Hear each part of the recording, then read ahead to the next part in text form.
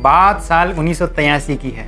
इस साल पाकिस्तान में एक बवंडर आया था, ऐसा बवंडर जिसने पाकिस्तान की सेना, खुफिया एजेंसियों की साख पर बट्टा लगा दिया। पाकिस्तान की अपनी जमहूरियत को लग रहा था कि उनकी सेना और खुफिया एजेंसियां नाकारा साबित हुई है, और ये जो दाग लगा था वो काफ़ी लंबा लगा था। आज पाकिस्तान के साथ पूरी दुनिया पाकिस्तान की सेना और एजेंसियों की खिल्ली उड़ा रही थी। पाकिस्तान में आज जश्न होना चाहिए था, लेकिन जश्न की जगह मातम पसरा हुआ था। हुआ यूँ कि उन्होंने आज एक हिंदुस्तानी जासूस को गिरफ्तार किया था। नाम था इनायत मसीहा। इनायत मसीहा को पकड़ना बेहद बड़ी कामयाबी थी, लेकिन इनायत ने जो बताया वो सुनकर पाकिस्तानी सेना और खुफिया एजेंसियों के हलक सूख गए। 3rd डिग्री के बेहद असहनीय अत्याचार को सहते सहते भारत का नया अंडरकवर एजेंट दर्द के आगे हार गया, लेकिन अब वह सब कुछ बताने वाला था। इनायत मसीहा ने जो बताया वो रोंगटे खड़े कर देने वाला सच था, कोरा सच। इनायत से पूछा गया कि पाकिस्तान की सबसे गोपनीय खबरें हिंदुस्तान तक पहुंचाने वाला पाकिस्तान में जासूस कौन है। इनायत मसीहा ने जवाब दिया और कहा, आपकी सेना के मेजर नवी अहमद साकिर। पाकिस्तान के अधिकारियों को ये बात कुछ हजम नहीं हो पा रही थी कि इनायत ने फिर से पलट के जवाब दिया, उर्फ लगाते हुए जवाब दिया और कहा, मेजर नवी अहमद साकिर उर्फ रविंद्र कौशिक। कौन थे ये रविंद्र कौशिक?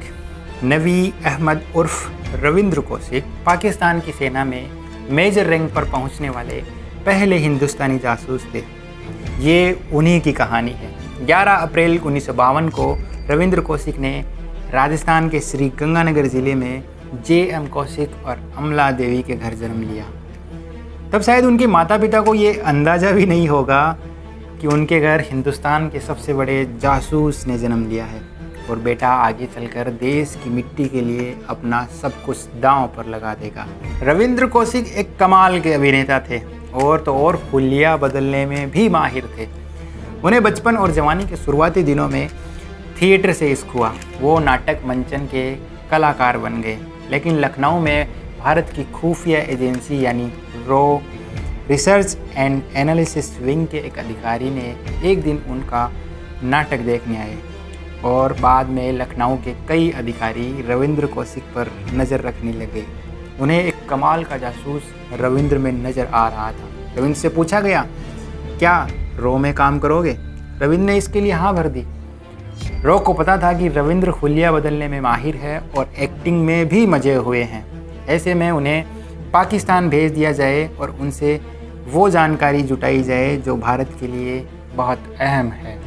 रविंद्र कौशिक का सबसे पहले सरकमसीजन यानी इस्लामिक तरीके से खतना किया गया, ताकि वो पाकिस्तान जैसे देश में मुसलमान बनकर बेरोक टोक अपना काम कर सके। उसके बाद रविंद्र को उर्दू की गहन शिक्षा दी गई, उन्हें धार्मिक इस्लामिक शिक्षा दी गई।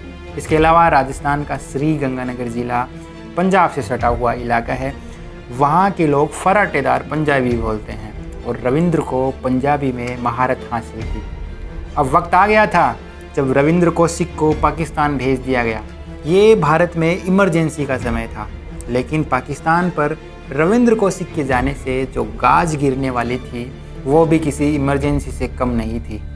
रविंद्र अब नवी अहमद साकिर हो गए और कराची की लॉ यूनिवर्सिटी से कानून की पढ़ाई करके बाहर आए। ग्रेजुएशन करना और पाकिस्तान की कानून व्यवस्था की जानकारी जुटाना उनका मकसद था, और इसी LLB के आधार पर वो पाकिस्तानी सेना में कमीशन्ड अधिकारी बन गए, और प्रमोशन होते होते पाकिस्तान की सेना में वो मेजर बन गए। उन्होंने पाकिस्तान की सेना की वो खुफिया जानकारी भारत को देना शुरू की जो बेहद महत्वपूर्ण और सामरिक मुद्दों पर जुटी हुई सीक्रेट जानकारियाँ थी। इन जानकारियों के लगातार लीक होने से पाकिस्तान की सेना और एजेंसियों में हड़कंप मच गया, लेकिन वो इस काबिल जासूस को पकड़ने में नाकाम रही। उनकी हर चाल का करारा जवाब रविंद्र के पास पहले से तैयार होता था। पाकिस्तान कभी ये पता नहीं लगा पाया कि उनकी सेना में से एक अफसर भारत का रहने वाला है। साल 1979 से लेकर 1983 तक भारत को पाकिस्तान की हर चाल की जानकारी दी, और तकरीबन 20,000 भारतीय फौजियों की जान भी पाकिस्तानी चालों से बचाई।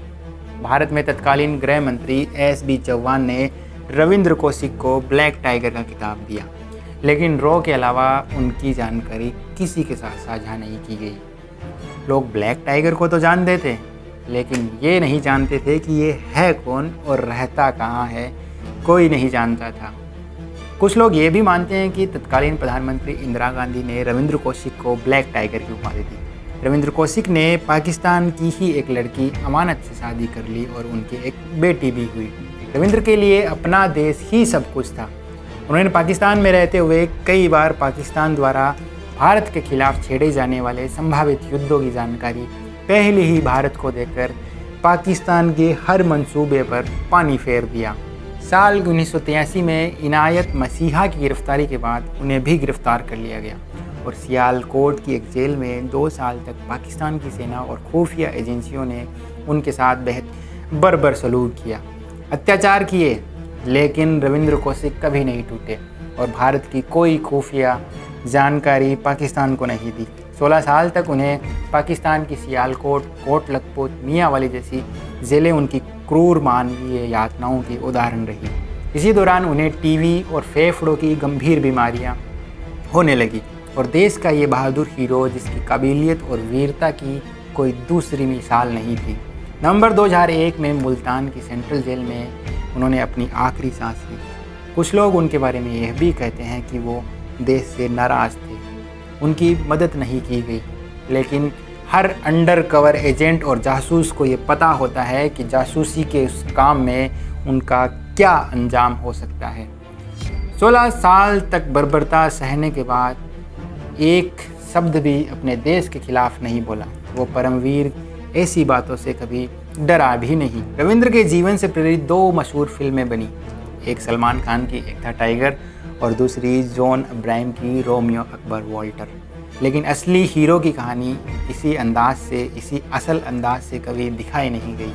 ब्लैक टाइगर की यह कहानी आपको कैसी लगी? अगर अच्छी लगी हो तो इसे अपने दोस्तों के साथ शेयर करें, कमेंट में हमें अपना मत भी बताएं ताकि हम आने वाली ऐसी और कहानियाँ बना सकें। अभी के लिए इतना ही, शुक्रिया।